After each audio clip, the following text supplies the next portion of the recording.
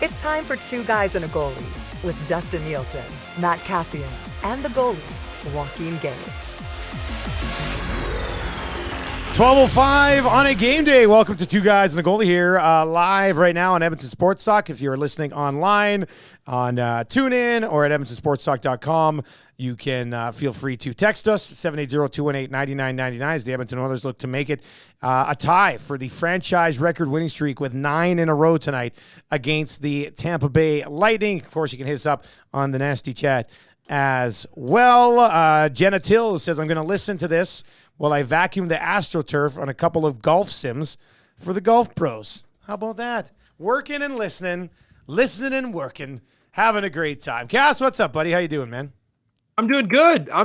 Got a fresh little trim here, so I'm now challenging Tommy for the best hair on EST. And I'm good, gentlemen. We're riding this win streak. I haven't quite got over the whole analytics thing the other day. Come on, man. Saw another article today by another guy that was like making the case for Zach Hyman on for the Hart Trophy. H for H. I love Hyman, but come on. I know another one where it's just like, well, you know, McDavid's numbers with Hyman are so much better, and it just. That's a tough argument for me to make. I'm good. I always use that for Jesse Puljujarvi too, because I was like, well, McDavid's numbers are better when Jesse's there, so he must be not complete garbage. Must be him. Must be him. Yeah. So, anyways, I'm. You know what? I have decided to move on from this. Although I'm sure we will bump into the cult of analytics at some time soon again, because it happens all the time. But yeah, aside from that, guys, I'm in a good place today. I think it's the haircut. Feeling fresh. Well, buddy, tell me about this haircut, because like I'm looking at you on my monitor that's kind of closer up here, and like how much did they take off the top, or did they kind of just go hard on the side? It looks amazing. But do you get much taken off the top, or did they just kind of just a little bit? Like, here's my poor haircut from 2 days ago. Hey, like this is not what Cass is rolling out today. I'll tell you that right now. Yeah, well, you know what? I can hook you up with Sam. Sam is unbelievable. I've been going to Sam for years and years and years now, and no, it's a good old bald fade. So they go hard, like it's full, like all the way down. I mean, it starts to grow back already, but it's like you're bicking it at the bottom part of the fade, and then just a brief fade, takes a little bit off the top, cleans it up, makes it look nice. And with Sam, I say, Sam, just do whatever you want. Oh, you put it in Sam's hands, eh? Oh yeah. Wow. 100% has proven time and time again that they know what they're doing. So I say go for it, make it look good. So yeah, I pretty much got Sam's a Lloyd awesome. Christmas going on here. We call that auf Deutsch, das ist die zwei Wochen. Is that what it is? What's that mean? 2 weeker. Looks good in about 2 weeks. Yeah, exactly. That's why I got it done. Yeah. Because Spengler's in 2 weeks. Yeah. I was just like, this is going to be real good. Gage, did you ever let anybody touch your head? Or like, did you always just do it yourself? Or do you ever sometimes like treat yourself and you go in and get like the shave from a barber? Yeah, this is all me. I've saved millions. That is a good point, actually, right? Like, and, you know, it's hard to find a proper tool. I found one with all the attachments. Costco had it out. So years ago, I bought that one. And it's been working well for me. what's in the? What are you drinking there? I thought it was sake because it's in a neat little cup. No, this is a wood from French Bordeaux barrels. Like the wood is. The wood is. Okay. Carved for a little, whiskey tumbler. Was that just around here? Or did you bring that in today? It was in the bag. No, it wasn't. No, I brought it. Is it in your He cupboard? carries You it. keep in He your carries cupboard? it everywhere he goes. Dustin. Yeah. Oh, you could put that on a belt. I'm the Jonathan Taze of drinking, Mr. Serious. I Yeah. take it very serious. So that's whiskey in there. It's 2 stacks from the fridge. Oh, yeah. Okay. I hid it in the freezer. Keep it cool. The little can. Yeah. Smart move. Hey? We have a freezer over there Yes. in the top corner. Is that what? In the top, yeah. Oh, I didn't even know that. Yeah. So I'm having spiced rum. I just Yeah, decided to yeah. have a little drink today. Tis the season. Yeah, that's Hey, what I thought. Like, cheers, yeah, buddy. cheers, man. Yeah. Cheers, Yeah, I've been sipping on this guys little are red Solo cup. bunch for of heathens. Cass, you day drinking today at home or no? No. No. No. I'm working, man. I Well, can't. that sucks. Hey, I'm working too. I know. No. Not my jam, not my style. But you know what? You guys go ahead. You guys go ahead. Hey, did you guys happen do to you watch think? the trailer today for the new Beverly Hills Cop movie? No. Murphy's back, hey? Yeah. It's Eddie Murphy. Kevin Bacon's the villain, which could lead to some Kevin Bacon trivia at some point in the future. But Kevin Bacon's the villain. Eddie Murphy's back. Now, the original Beverly Hills Cops, this trailer looks awesome, but the original Beverly Hills Cops, I was too young. Like, those came out, I was a kid in the 80s. Those were in the 80s, were they not? But they were massive. Like, Eddie Murphy was the biggest star on the planet. It's not right? that long ago, Dusty. Jeez. I mean, it's kind of long ago. Although I do get creeped out when you see online where they're like, 1980 was as close to 1930 as it is today. And I'm like, oh, my God, you're right. Like, that really weirds me out. I remember that first Beverly Hills Cop. Great show. Awesome show. Yeah? That was so fun. Yeah. How were Axel the other Foley. ones? Was it still good? Like, I think 2 was okay. 3 was a little bit off. I think it kind of went down the rails. But that's when the first one, Eddie Murphy was super hot. he was like the biggest star on the planet, was he not? Like he was yeah. everything he touched was gold at that point. What other one? I always liked The Golden Child too, where he kind of fights demons and stuff. Oh, I've never seen that one. It's pretty funny too, but it's probably not good anymore. What movie did I watch that was just red rotten? Kickboxer with Jean-Claude Van Damme. I watched on the weekend. Old Kickboxer? The old, okay, I was like, did they remake this? Or? No, the old one I watched, and So it's not Bloodsport. yeah, it was after Bloodsport. Yeah. But I always thought Kickboxer was a better movie than Bloodsport at the time. That was on every like VHS player in junior buses when I was Kickboxer. Kickboxer. I must have watched it 1,000 times. And It was still around even for me. You guys were I'm doing sure. Kickboxer too, Cass? Yeah. That's that's a staple. You have like a lot of the comedy ones are all staples, like the classic comedies, like your Dumb and Dumber and Anchorman, and I know we talked about Rounders the other day. That was on there all the time. Maverick, the old Mel Gibson poker movie, was a staple. Yeah, Kickboxer was another one. Like you had just the someone had the movies, so you watched them all the time. A lot of Steven Seagal blockbusters too. Yeah, there's a decent amount of Steven Seagal. Yep. Yeah. Cass, were you ever in charge of movies on the bus? At one point for a little bit, but I just hated having to do it. And then you typically would just make the young guys, like it'd be their responsibility then to go to Blockbuster. So it's what like if they pick shitty Oh, movies? and they though? just Like- get ripped. Yeah, I was going to say and they that's a get lot of absolutely pressure. ripped. Yeah. They get absolutely ripped, right? You get absolutely ripped. So you want to do a good job when you're doing that. No, I was less on the movie side. I was more, I a lot of the times ran the music in the room. Not everywhere I went, but quite frequently I was responsible for that. So I like doing that. I like that responsibility. I have the jams on before the game, but not so much in the movies. It's just like that it's a different type of pressure. Gage, I don't want you to come across here and slap me or anything. But did buses, when you travel, did they have movies on them? Yeah, they were VHS. Yeah. They were the size of an iPad. Yeah. And it was standard definition. So that's why I thought Kickboxer was a great movie. Yeah. You know what? Can I just comment on this though? I kind of feel like, let's call it modern day junior players. You're missing out on something here because I guarantee you that doesn't even happen anymore. They're just all rolling Like, iPads. They're just all rolling out with iPads Yeah, or your probably own devices and watching your own thing and playing on their Nintendo Switches, like Mario Kart with one another on they're doing that sort of stuff where it's a different world now where you don't have to do that. You don't have to do that, which is kind of disappointing because there was something about like that community aspect of watching those movies together and all laughing at the same things and enjoying them. So I guess you still could, but it's so much more individualistic now. Surprise, surprise. But yeah, I feel like junior guys now, the bus rides are a heck of a lot different than they used to be. Yeah. I told you Ken Hodge, my junior coach, he didn't sit at the front. He would sit at the back? He sat 3 rows up from the back and Right in the thick of it. and smoked Marlboro Lights on the way to the game. Come on. Why would he sit back there? Just to be with the boys? Or that No. was just like his seat and We weren't allowed Walkmans. Like you weren't allowed Walkman? No, he wanted everyone to like talk to one another. He didn't want people to go off and Couldn't even listen to a cassette tape. No. And big thing was like chewing tobacco back then. I think it was him monitoring guys that were chewing because on long trips, you'd start laying down on the ground and guys would be laying down with chew in their mouth and he'd go and look and he'd find a kid and then get on top of him and kind of just push his lip and make the chew go everywhere and make the kid swallow it.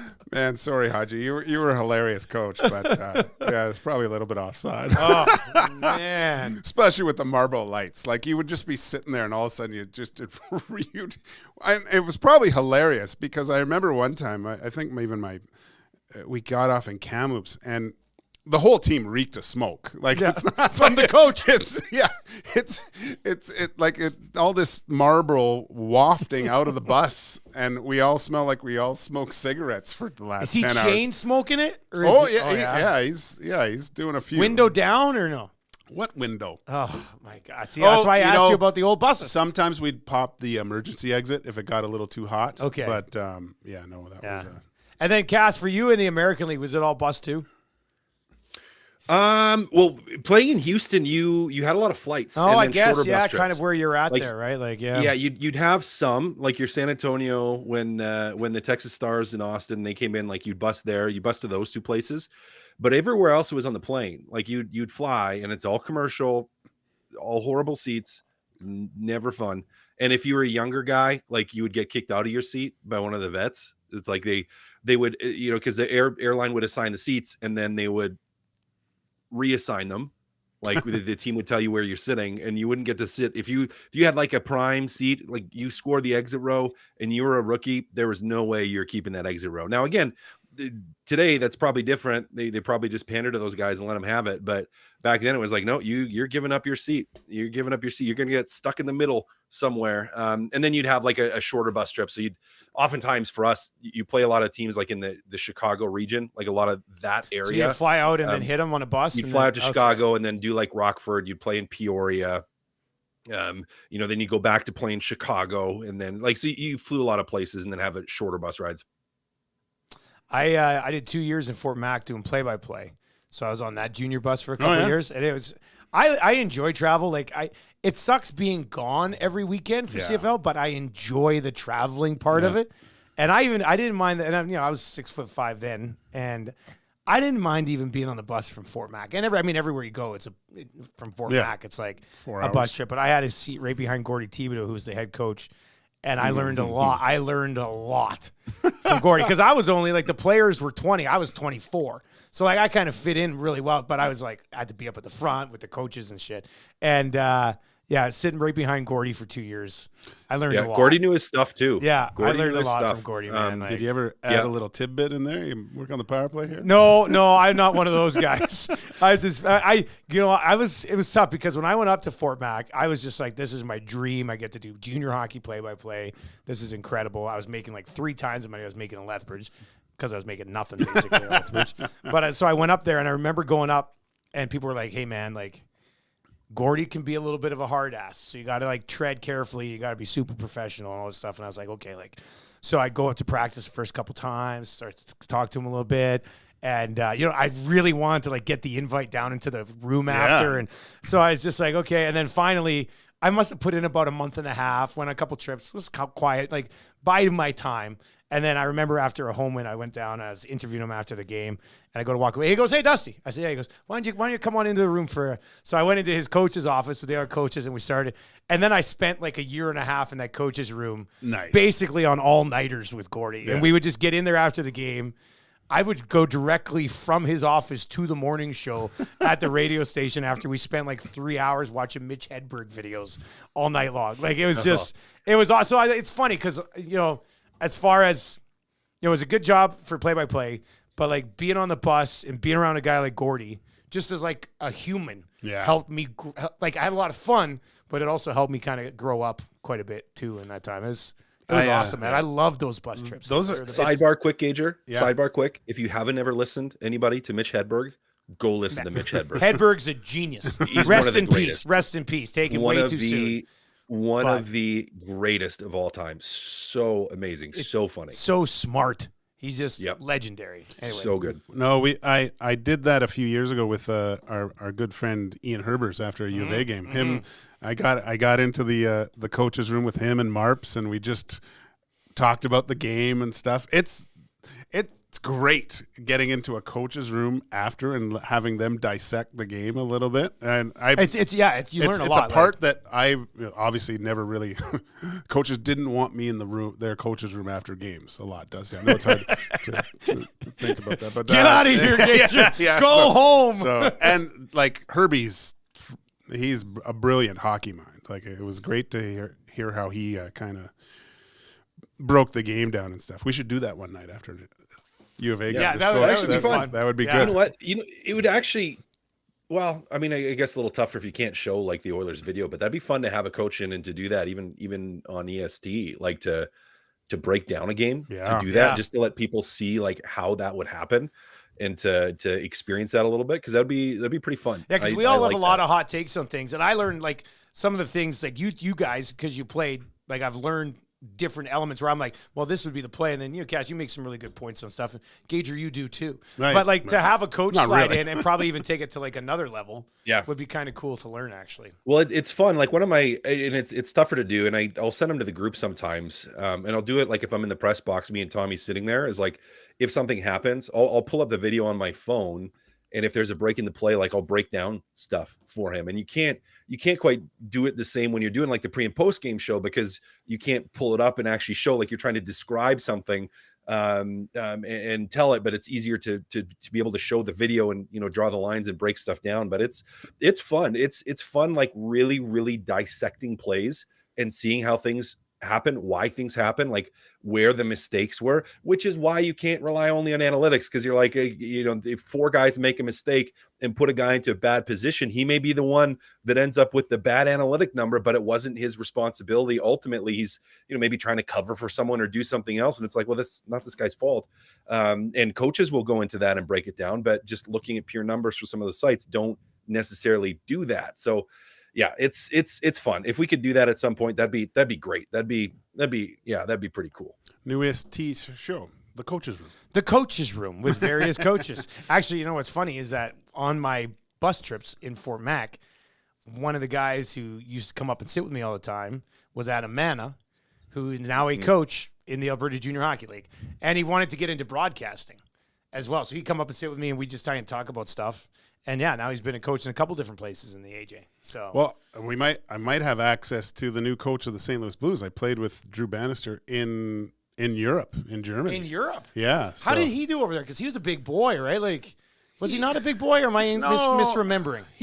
Maybe I'm misremembering. There was a little physicality over there. He was more of a, I would say, a puck possession defenseman. He was, okay. Yeah. So, Banny was an interesting character, to say the least. Yeah. He was only 6'2". Yeah. Yeah. So he was he scored a big derby goal. I remember with 1 second left against our good buddy Ian Gordon. Sorry, Gordo, I got him. But Gordo stormed off the ice after that. Goalie coach, right? Yeah. Yeah. Hey, speaking of Europe, did you see Jeff Merrick's tweet? No. Bruce Boudreau in discussion to be the head coach of Team Canada at the Spengler Cup, which I don't even want to, like, until it's locked in. But if I can go over there and spend Christmas and New Year's with Filthy Bruce, and I don't come back with, like, his number and multiple invites to bring him on the show, I'm going to feel like I let all of Edmonton sports talk down, boys. So, I would be so disappointed.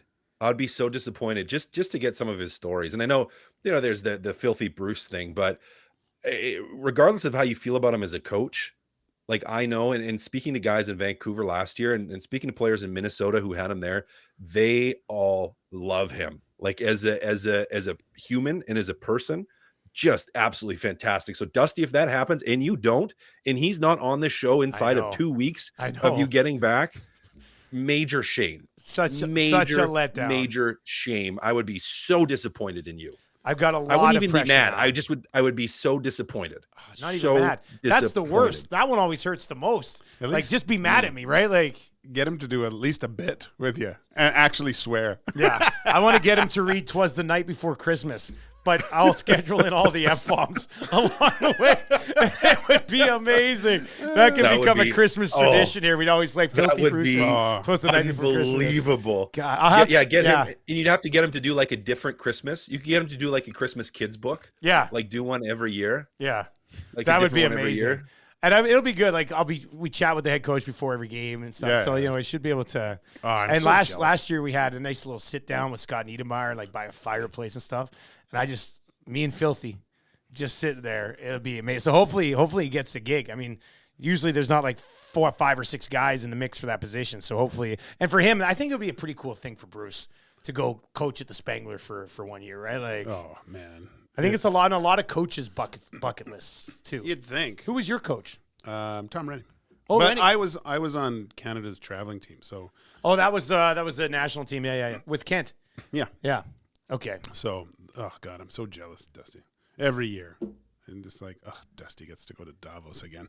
Yeah, it's pretty Sucks. fun. It is, and we're spending New Year's this year in Davos. Are you? Yeah, like the last 3 years, we take a train down right after the game and spend New Year's in Zurich, Yeah. which is awesome. Yeah. There's fireworks. Like, do you think we do we don't do No, fireworks. it's not even close. Like, fireworks over there went on for 2.5 hours Yeah. consistently. Like, there was no stopping. It was just like, oh my God, like the fireworks budget over here is nuts.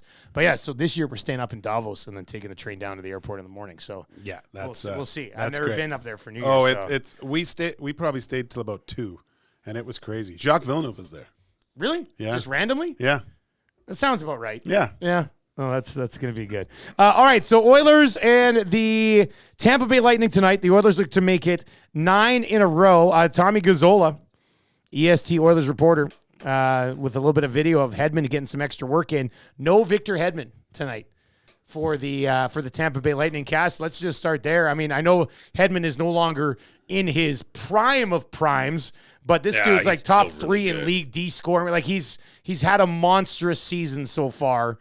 This Yeah. is a significant loss for the Tampa Bay Lightning, and a great spot for the Oilers to be in here to face him without Hedman. Yep. I mean, hey, that's in terms of quality of play right now. I mean, that's like missing either McDavid or Draisaitl. Not to put him at the exact same level as those two guys, and not that he's in his absolute prime, but I mean, he can still, when he's playing, I mean, he's playing 24, 26 minutes a night, and he's giving you a really, really, really good 24 to 26 minutes. You know, still just capable offensively, still just capable defensively, still that big body that makes it difficult to get to the front of the net. Like just a fantastic player still. So a huge blow for the Tampa Bay Lightning, and increases that opportunity for the Edmonton Oilers, and a Tampa team that I think is still a really good team, but has certainly had their struggles this year. You're staring down the barrel of a chance here to keep this streak going. I mean, that does, I don't want to say it completely skews it in your favor, but it certainly helps the Edmonton Oilers, doesn't it? You can't replace Hedman on your team, and I would argue that he's even more important than a Leon or Connor, because he shuts down the other team's top offensive players. That's a tough 24 to 26 minutes to replace on your team, but huge advantage for the Oilers to take advantage of him being out of the lineup. And he's scoring too. That's so hard. Like, you look for other players throughout your lineup to kind of, fill the gap, but it's just too big a hole to fill when you have a player like him, even at his age, not in his prime, still a really important piece for the Tampa Bay Lightning. 780-218-9999,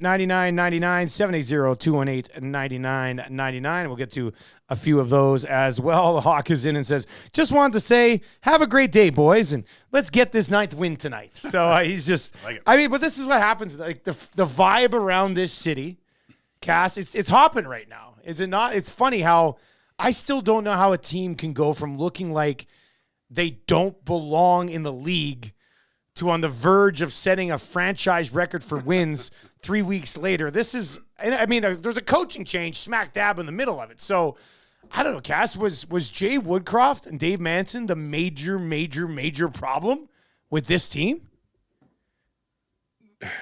Because it seems crazy to say. I don't even like asking. I know. I've said this before. I was talking with some of my buddies, my buddy Mike, who might be listening. I don't know if he's working on the site today, if he's listening, but it's a tentpole issue to me. So was coaching the issue? Yes. Was coaching not the issue? Yes. Like it's both, both, and not they both, like it both was and was not the issue. Because you can't look at the record now and say it had nothing to do with coaching. because they've now strung together a massive win streak. Knobloch's 10-3. At the same time, let's look back to last year and the run that they had after Christmas or after the trade deadline. And you're like, well, this is pretty much the same group from the core of the group standpoint. Knobloch hasn't changed the systems very much. Like, it's not like you blew everything up all of a sudden.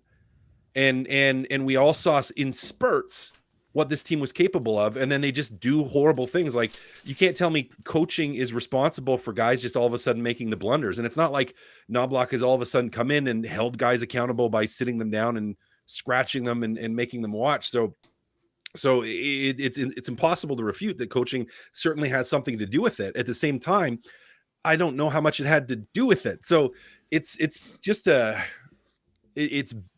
baffling situation still, because the way that they're able to play now, I still don't understand why it took them so long to be able to play this way. I mean, this is the team we expected out of the gate, a team that could run like this and score this way and play reasonably or very defensively responsible while maintaining a level of offense that was, second to none in terms of the capacity for output. So yeah, it's a hard question. Gage, I'd love to hear where you come out on this as a goalie that never got any coaching. I marvel at the fact that you just named the episode Pitching Tense. I'm going to write that down.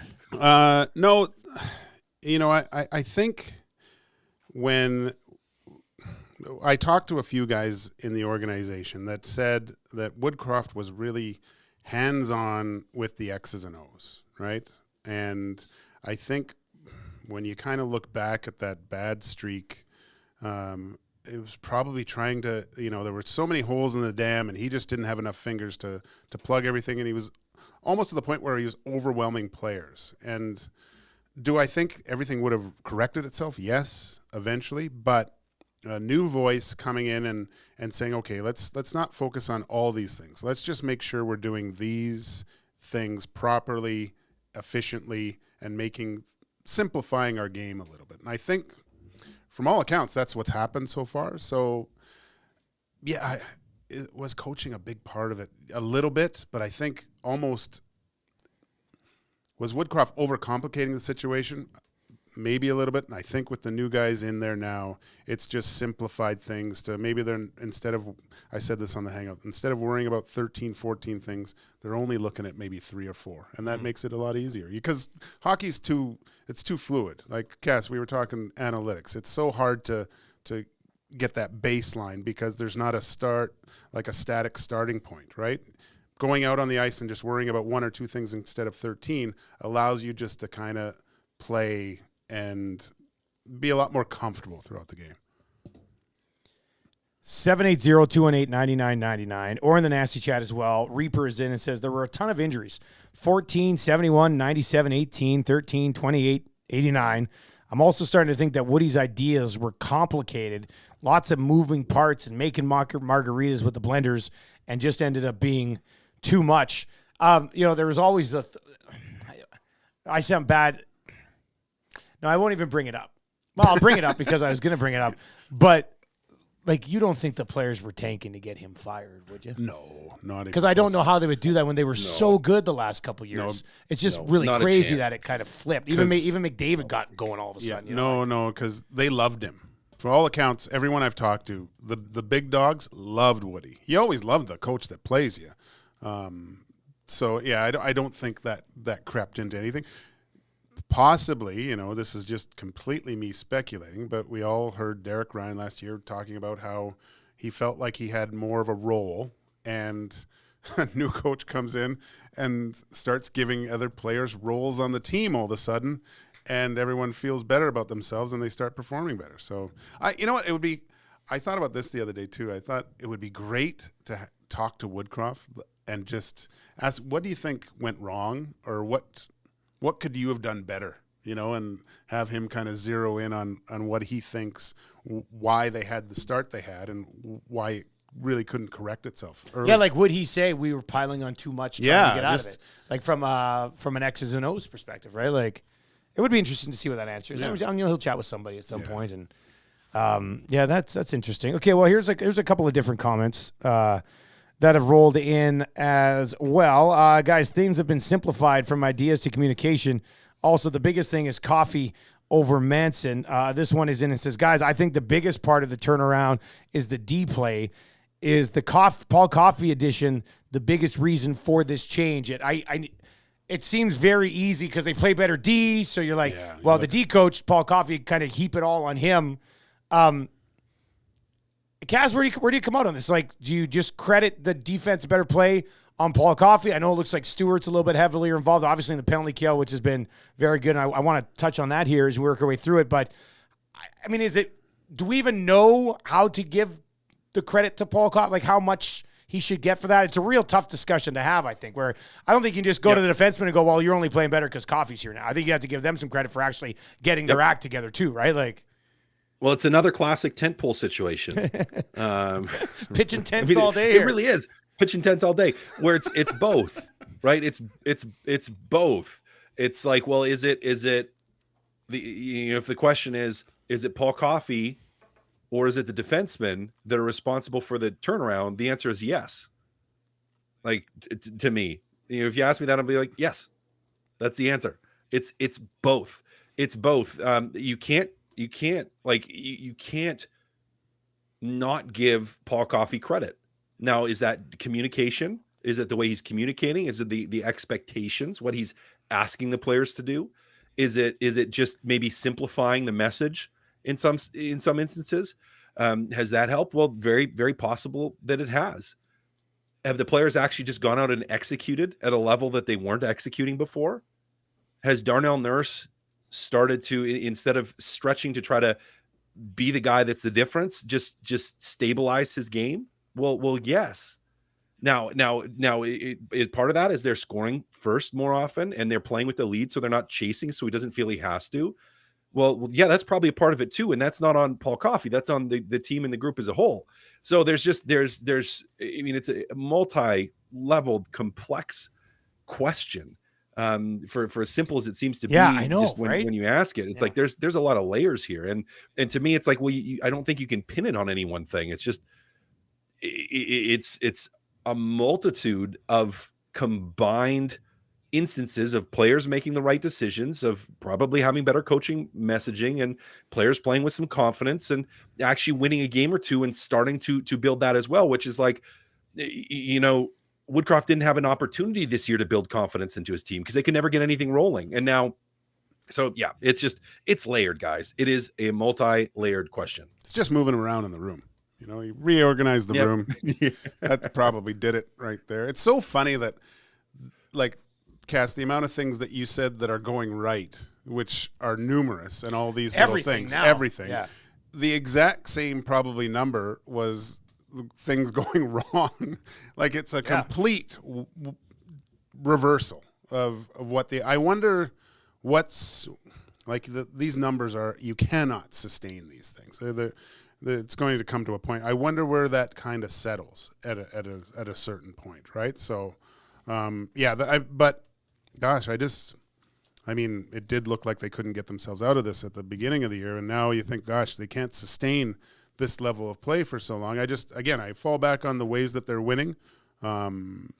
It's all in different facets. They're winning games being behind. They're having good starts. Their PK is just one of the. I think you have to put that at least in the top 3 of the reasons why they were able to get back on track here. I think it's even more important than the power play to see the 5-on-5 play scoring at a good pace right now too. So yeah, it's whatever's happened with the messaging on the defensive side, especially the PK, is the main factors of why you're seeing success. They have now won a league high 8 games in a row. So you guys can tell me, I mean, even if you don't want to answer the question and you just want to tell me you think it's ridiculous that I'm asking the question, that's fine too. Cass, are they a Stanley Cup contender again? They're starting to look like it. They've crawled their way into threatening for wild card position. So if this team gets to the playoffs, then yes, they are a Stanley Cup contender. Well, they're going to be there. I think. I mean, unless there's I mean, I don't see them playing perfect the rest of the way, which is what they've been doing. But I could see them playing at the 650 that they would require to get at least a wild card spot. So you're saying if they're in the playoffs, you would view them because of like playoff experience that they've accumulated over the last couple of years. Just, and even if you look, for them to get to the wild card spot, the way that they needed to play down the stretch that started the 60 game stretch, down the 60 game stretch, the way that they needed to play to even just get there and to be in the conversation. Yeah, absolutely. They'd be a Stanley Cup contender. I mean, it would peg them at one of the, post 20 games, one of the best winning records in the league. So yeah, I mean, you have to with this group. If they're not they're not going to finish first in the Pacific, I don't think. No, but they'd have to continue a heater like this for another month and a half. But right? Is it more advantageous to be in a wild card spot than finish in the top 2 or 3 in the Pacific? Do you think because of expectations or because I just think, I don't know. Well, you're gonna have to play a really good team no matter what. You're gonna, yeah, but I mean, you're gonna see the Kings. What would they play the Canucks at this point? Right? If it was today, the Kings would play the Canucks. So I still think the Kings might be at the top of this thing by the time it's all said and done. Yeah, but either way, though, if you don't, that's what I'm saying. Unless you can finish first and play, the Knights could end up playing the Oilers first round, I guess. But I don't know. I think if they're not going to finish first in the division, maybe it's more advantageous to finish that wild card spot, because that 2-3, that could be a bear of a series, which it was, right? And I think that kind of added to the Oilers losing in the second round. So maybe just playing, I don't know. It's tough because if you're in the, you'd rather be in first and play one of the two wild card teams. But if you're in the wild card team, you're playing either like Colorado, Dallas. Yeah. I mean, Winnipeg's there right now. Yeah, I know. Which would be a fun series. I mean, that wouldn't be bad. But if not, you're going to probably play Vegas or the Kings in the first round. Yeah. That's, right. So look, either way, there's no easy path to the Stanley Cup in the West because there's 6 really good teams, 7 now that the Oilers are back playing again, right? So, that's interesting. But let's say but this is what they've done in the last 3 weeks. They've made us discuss this question again, right? So, and they turned it around extremely quickly. From the draft sweepstakes to no, they can actually do something here. I didn't look. I never looked to see who was the top draft picks. I refused. Celebrini. The Macklin Celebrini sweepstakes. Well, and Dino Mullar was telling me, like, he called worked a game with his little brother. Yeah. Like, he's a 12-year-old. And the coach was just like, I've never seen a 12-year-old with this level of skill. And he's like, yeah, but his brother's supposed to go first overall this year. And the coach was like, yeah, I know. Jeez. Oh, yeah. Yeah, I guess the younger Celebrini kid is like ridiculous as well. Eden texts in and says, guys, I've had an internal argument with myself about whether coaching has made a difference, but they're winning again. It shouldn't have made this big of difference, but it has. So, yeah. Now, I do think they would have turned it around. Yeah. Probably not to this level, but wins would have come. Like the whole PDO thing. Cass, sorry, you can earmuffs if you don't want to hear this, by the way. They were getting PDO to death for the first 6 weeks, and now their PDO is like ridiculous the other way, right? Like this is where it would come back into the middle here at some point, and you find out who they actually are, I think. So let's see here. Davin says they're playing free. I feel like the coaching change has allowed them just to play hockey. The systems Woody was employing were limiting their decision-making as plays developed. Is that why, Cass, we might see them, like, to me, and you guys can disagree with this if you want, but Gager and Cass, don't you think they look more aggressive and they're just kind of getting after it a little bit more as opposed to maybe, and Cass, you tell me about this as a player. Do your feet stop moving when you're overthinking things a bit? Could that be what that was? Yep. Your feet. I mean, it's that's my excuse for never moving my feet. I'm a real big thinker of the game. it's overthinking, it's overanalyzing, and it's a lack of confidence where you're like, oh, what should I do? What should I do? What should I do? What do I need to do? And so it kind of all piles in together into the same thing that slows you down. And they were trying to force plays, and that slows them, makes them look slower, and makes you look less aggressive too, because you're trying to force things and you're turning the puck over. Now you're scrambling back to play defense, where this team, when they're playing well, which is what we've seen, is you're playing defense on your toes by being aggressive and playing aggressive and being threatening. Where, how often were we talking about the Oilers just playing a perimeter game offensively? And yeah, they had some chances they weren't scoring on, and yeah, their PDO wasn't where it needed to be, but that was because a lot of those chances were from the outside too. And again, so Dusty, I don't hate analytics, not just for you, but this is for everybody. Are you coming after PDO right now? No, I'm not. I am not coming after PDO. I think it's important to look at shooting percentages, but again, they have to, one side has to inform the other side, which has to inform back to the other side to say, the Oilers were doing some good things. Were there some bounces, some puck luck, some saves that were made by the other goalies that hurt them and that didn't help how they were playing? Yeah, there were. And that's why you look at that PDO. Now, on the flip side, they were also having those massive breakdowns in their own zone, those massive turnovers. And that doesn't necessarily show up in your PDO, but it's the old adage in a lot of ways with that, which is, you got to work for your bounces. And they weren't working for their bounces in a lot of instances. And we heard that in post-game conversations and interviews from them, where it's just like, there were some bounces, but we got to find ways to bury our opportunities, and they weren't doing it, and that will absolutely crush you as a team. So yeah, PDO is important, and now could it? Are they a little high now, and could it swing back a little bit? Well, yes, of course it could, but it's not going to hurt you like it and take you to the place you were before, because you've eliminated a lot of those just high danger chances against that the goalies have zero chance of stopping. So but anyways, PDO is good to look at. Shooting percentages are good to look at. You have to inform it with what you're seeing. Why has the penalty kill been so much better? I mean, it's been damn near perfect since they took over. The eye test for me is the time and space allowed for other players with the puck and that's not only on the PK, but in the defensive zone. I think they're more aggressive, definitely.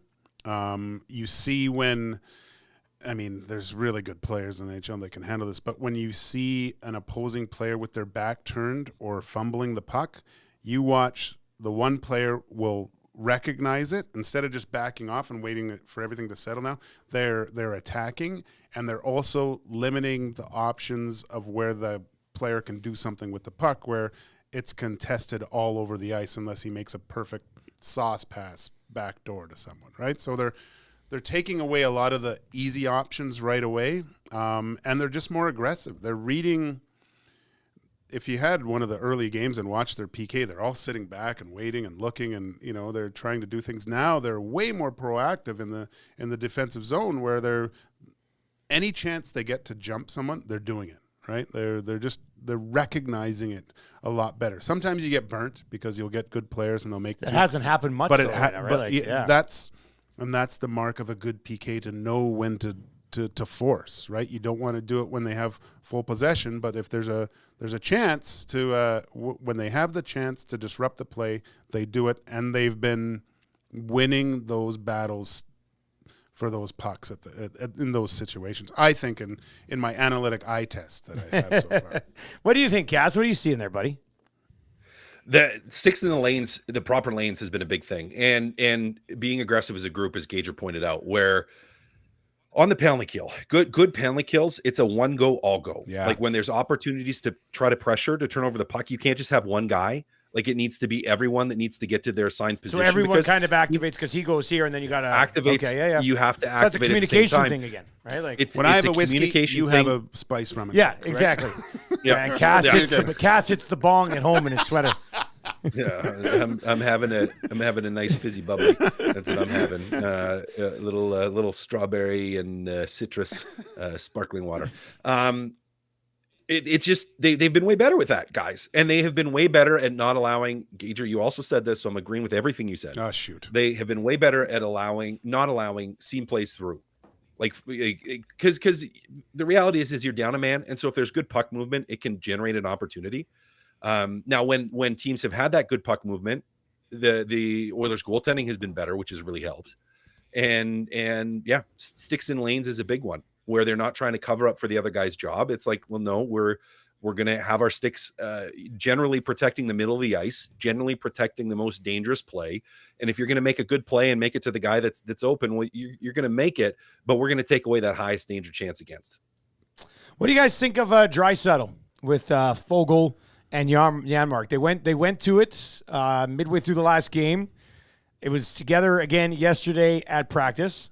Cass, we talked about it on our show, I guess, yesterday morning. Kind of seemed like a move to get Draisaitl away from Kane and Brown because they just didn't have what he had going that night, right? Yep. You're trying to get him some more juice, get him, in a different look, different type of players. Not that Kane and Brown aren't guys that are gonna work, but I think the predictability, particularly of Janmark, might be something they're like, okay, here's a guy that does have the ability to play up and down your lineup.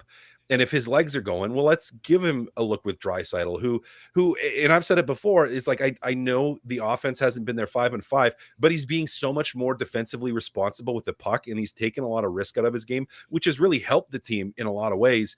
That being said, you still want him producing offensively, and you're trying to get him a different look with some different guys. So, hey, I don't mind them going to it today. Give it another chance. It's not like we had that long with it last game. So yeah, let them run with it. See what happens. It's easy enough to switch it back, but see if you can get them a look with some players that maybe can generate you a little bit more offense here.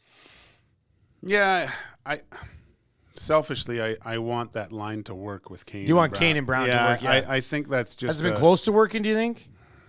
No, because it's worked subtle. Like they're winning, right? So how do you say it hasn't worked? Like, yeah, maybe the point production's not there, but they have generated chances. I mean, they've had Brown's had a goal call back, hit a couple posts. Leon scored. My understanding, Vander Kane hasn't skated a lot. Yeah, lately, I don't think he's feeling well. So there might be something there. The other thing I thought about was Holloway. Like where does he replace Brown on that line if he doesn't get it going here pretty soon? And that could add the way Holloway was playing when he left. Adds some speed. Yeah, just a little. I didn't. What's puzzling to me is I'm not saying Brown can't get around the ice because I think there's some quickness there, but I just think adding Holloway might add a little bit more speed to that line that now Leon can use Holloway's speed to give him the puck and getting into the zone and creating different things that way. That would be interesting. But I hate messing with a winning streak. Things are going so well. Well, they dabbled in a little bit by the switch last game, but it worked, and it led to a win. And these guys are really Dusty, I just think it's a matter of time before these guys figure it out. And if Kane's a little bit hurt, that adds to it. But it's close to really clicking, and those guys just going off. It wouldn't help with the speed issue, but let's say Brown doesn't score in the next two games and the line doesn't click if they do get back together here. Cass, would you have time to throw Gagne up there for a couple of games? He and Kane seem to have a little bit of juice together when they were together. Yeah, I mean, he's a guy that's around the net, yeah, and just found ways to score this year. So, yeah, I mean, hey, I've always got time for Sam Gagne, always. So, yeah, let's give it a shot. I love how he just, when he has nothing, he shoots the puck. Yeah, and he does, right? You're like, he kind of takes a look around. I got nothing. Like, but you know what? What's the worst? The worst that can happen is this, I'm going to get a whistle and an offensive face-off. Yeah. Like, I wish, and my PDO goes down. I wish more guys thought like that. That's the worst. Yeah. Can't put this puck. That's what he's can't put thinking. this puck on net right now. PDO will go down. But he does just put pucks on net, though. It's like, is that like an old school mentality nowadays? Because a lot of these guys coming up, they're kids who can just absolutely do ridiculous things with the puck, right? So you always want to do hang something on more. to it a little bit longer. Might right? be age too. Like I got to get off the ice. Let's get this. Let's get this face. Ooh, I have a chance for a shot. But hey, it's the old adage. What did Gretzky say? You shoot the puck and it goes in, or something along those lines. Yeah, you miss 100% of the shots that you decide to pass on. That's it. I think that was the saying. Hey, I'm just sitting here looking at TSN.ca right now. One of the things on here says talking point. should the shootout stay or go? At a 12-rounder last night between the Habs and the Pittsburgh Penguins. Cass, did you even have a hot take on anything past regulation? I can't take any of it seriously until they start rewarding 3 points for a regulation win, because I don't know how a league operates where you're giving out 2 points sometimes and 3 points other times. It makes zero sense to me. Well, it brings you more parity. That's why they like it. But it's fake. It's fake parity. You know what I mean? Like I'm not saying it's not fake parity, but it brings standing parity, which means more teams have a chance to make the playoffs. Bush. It means for more tight races down the stretch, or the potential for more tight races down the stretch. So they're not, I highly, highly, highly doubt they ever move to like a 3-point model. But as far as the shootout goes, hey, I'm a fan of extending 3-on-3. Like, go to 7.5 minutes, or just 7 minutes rather. Like if you want, go to 8 minutes if you need to. And like that higher percentage of the games, right? Like, and a higher percentage of the games before you and then if it doesn't work, then you take out the shootout. I don't mind the shootout. I know it's a skills competition, could go either way, but you have to end the game somehow. If you're not wanting things to finish in a tie. So 10 minutes is too much, Cass. 2 5-minute periods at 10 minutes. Probably too much. That's probably too much. Yeah, they would not allow. Yeah, that's a lot. It's a lot because it's your top guys too that are going to be on the ice. Then the whole McDavid time, and Draisaitl are playing 30 minutes. Yeah, like injury wise and energy wise, and I don't know if you could go to that, but you could extend it another couple. Like if you went to 7 minutes again, just give it another 2, maybe. But I don't know. But look, I don't know. A 13-man shootout's kind of fun to watch, is it not? Like it gets. Yeah, I mean, there's some drama there. I want like back to the Spengler. Last year, Spengler came down to an 8-round shootout. Yeah, and there was some really good chances to finish in an overtime, which as a play-by-play guy, I was like, oh, you're right. But then you get to the shootout, and it's like every single goal is massive when you get down that level, right? So I don't know. From an entertainment perspective, I don't think the shootout sucks the life out of it. And like I said, man, I think they have to. And Cass, you're right. They're never going to do it. But you have to make all games worth the same amount of points, man. They're not going to do it though, guys. Is for as much as you want it, and as much as that would bring a more accurate representation of how teams are doing, and it would also make the final 5 to 10 minutes of a game way better. Like March, way better. End of February to the end of the season, you would see teams really trying to 3 points. To get the 3 points. Get the 3 points. That could be huge. I would love it. Have they ever done looked at a season and kind of seen the difference? You can do the maths. You can, what I have seen is like at the end of past years where they go 3 points to see how it changes the playoff picture. It doesn't change it. Not much. Like not drastically. Yeah.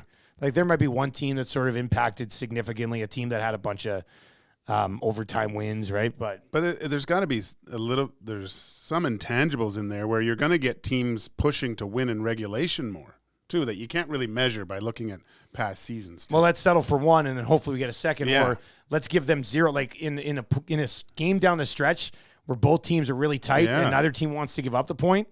If you're behind a team by 1 or 2 points in the standings, and there's 3 points up for grabs, goalie in a tie game. You're going crazy, right? Yeah. Like, so you're pulling the goalie in a tie game. Yeah, that's great. Yeah, I mean, if it's a team that you're chasing some of those moments, why wouldn't that be something? That would be great. Yeah, I don't know, man. I'd like to see them. Try it for a year. I'd like to see them. Whatever. Who cares? Or at least run it in. Yeah, I guess you'd have to just straight up try it in a year and see how it goes. Like, I don't think it significantly changes, but it just legitimizes your point system more. Yeah. Because there should only be so many points up for grab every year in a league, and you fight for those exact points. And in this one, it's just like, you take this one, you take this one, you take this one. It doesn't make sense. It makes 0 sense. Before we wrap, if you slide on over to CoolBet right now and click on the exclusives, little parlay tonight set up over there. It was plus 635 when I got it during the lock shop. Oilers moneyline win, over 1.5 power play goals in this game. McDavid with 2+ points, Nuge with an assist, and Bouchard with a point as well. That pays plus 635 over at CoolBet. Tonight, go to coolbet.com, and you can find it on the exclusives page. Cass, what's the blowout prediction this evening? 9-1 Tampa. 9-1 Tampa. He's been the reverse jinx here. It's been working pretty well for you. Gage, what do you think happens tonight, man? I think the Oilers are going to keep rolling here.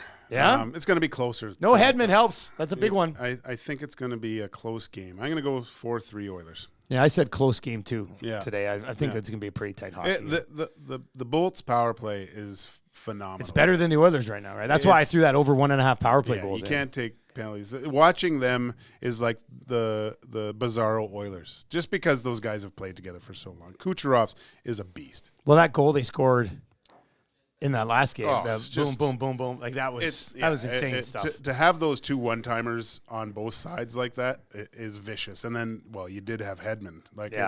It's crazy. A Sergachev night, I guess. Yep. All right, that is going to do it for Two Guys and a Goalie today. Nielsen Show replay coming up if you are listening on TuneIn. Actually, you know what's funny? The Nielsen Show replay numbers have actually been pretty solid. Yeah, there's a lot of people listening to the replay in the afternoon. So that's kind of nice. Give you something to listen to in the afternoon. Pre-game show tonight, 7:30. Tommy Gazzolo is down at the rink today. He'll get you ready. Cash, you on pre and post tonight?